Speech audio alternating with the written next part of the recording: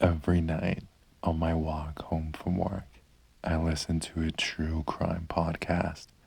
Even though my favorite podcast was already released their episode for this week, the app said there was a new one. Excited, I hit play. It was a small town, the kind that still has mom and pop shops lining the streets, the kind where everyone knows your name. But little did the residents know they would soon be rocked by a horrible crime. I stopped at a traffic light. The red glowed in the darkness, glinting off the wet street. A black SUV sloshed by. Across from me, eerie blue refrigerator lights glowed from the inside a corner deli.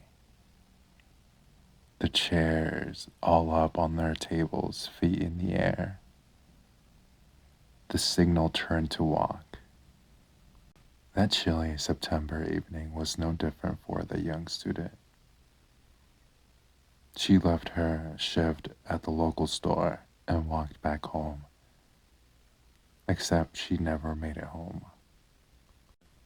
Young student, local store. Damn, this was hitting close to home. I was a part-time student at Franklin Community College and worked at the local convenience store.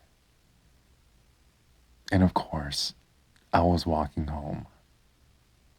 I glanced behind me, looking at the alleyway behind Alejandro's Pizza, which was dark except for the neon lights spilling from the sign. Her boyfriend reported her missing the next day, says the podcast. The town was conducted and volunteered search. After 2 days, they found something. Dread formed into my stomach, anticipating a body. But what he said next was so much worse. Podcast said, washed up on the shore in Washington Lake, they found a pair of size 9 red Converse sneakers. I stopped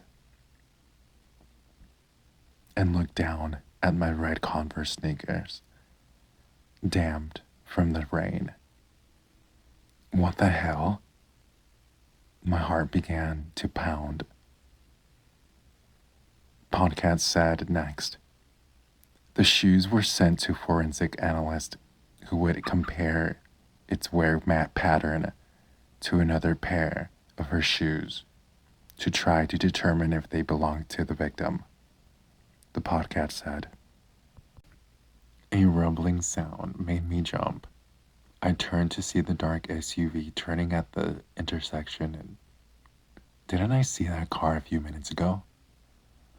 Maybe it's following me, and the car passed me and disappeared into the darkness.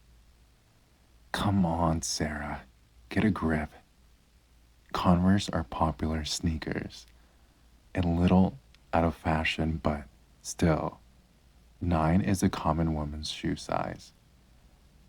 And what college student doesn't have some sort of job?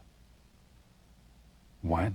You think you're listening to some sort of prophecy of your own death?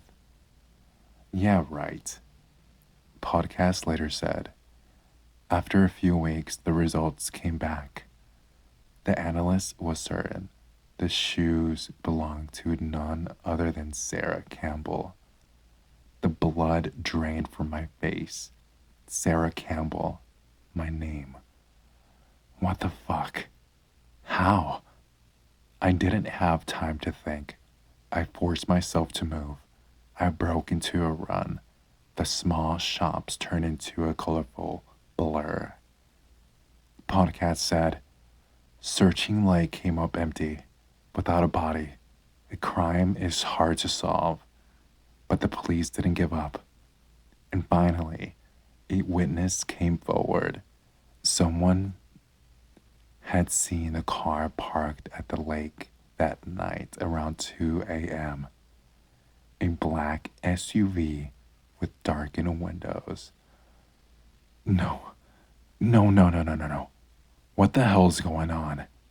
I whipped around. The street was empty. No people, no cars, no witnesses, said the little voice in the back of my head. The ones that watched way too many true crime shows. My eyes scanned the shops, all closed. There was black SUVs matching the witness description in the Franklin area, said the podcast. But one of them, in particular, caught Detective Nolan's eyes. It belonged to John Kelly, a registered sex offender. Vroom. The sound was so soft, I almost didn't hear it over the voice of the podcast. I weeped around, and there it was, two blaring white headlights behind me, coming from a black SUV. I forced my legs to pump faster. The car didn't speed up. It crawled along, slowly, taking its time. Like the driver knew that he could catch me no matter what. I glanced back, trying to make him out of behind the darkness windshield. But the headlights were too bright to see anything. Podcast said, Kelly wasn't just a registered sex offender. He'd been convicted of assaulting a woman he worked with, who had multiple piercings and short black dark hair, just like Sarah. The car crawled down the road, stalking me like loneliness stalks its prey. I veered left into the dark residential street. Just a few more steps. Headlights flashing across me, illuminating my running shadow on the pavement. I didn't look back. I just ran as fast as I possibly could. The little brown house with the yellow shutters came into view. I sprinted across the grass, grabbing my keys from my pocket. Click. I threw the door open and slammed it shut behind me. Then I turned the deadbolt, collapsed against the door, and began crying. I heard the rush of the cars passing our house, continuing down the road, but I wasn't safe. Gabe wasn't home yet. I was alone in the dark house, with someone driving down the street who knew exactly where I lived. Still sobbing, I checked all the locks. I called Gabe, who assured me he was 5 minutes away. I made my way down the dark hallway and headed into the bathroom. Then I set my phone on the corner, grabbed a clump of tissues, and began to blow my nose. Click. I jumped, whipped around. But it wasn't coming from the outside door. My phone screen lit up. The podcast was still playing. I must have hit it whenever I put the phone down. It had skipped several minutes forward, according to the play indicator. Podcast said, "What do you think happened to Sarah?" The Brennan-tone voice asked. I reached for it to turn it off. Well, she told me she wanted to run away before. I stopped dead. It was Gabe's voice, clear as day, coming from the speakers. She did? Why? The voice asked. She wasn't happy with her grades, her job, her parents. She told me sometimes she'd dream of just moving to some sort of random state, leaving it all behind. I froze, staring at the mirror. I never said that, never. Gabe was lying? I mean, the podcast said, that was hurtful to me as her boyfriend, you know? I thought we were going to get married someday, but apparently she didn't feel the same way. My heart pounded in my ears. So, you think she just skipped town and is happily living her life somewhere else rather than being abducted or murdered? A pause. Yes, the That's exactly what I think. What I think. That's all for now. Thank you for our listeners. The outro played.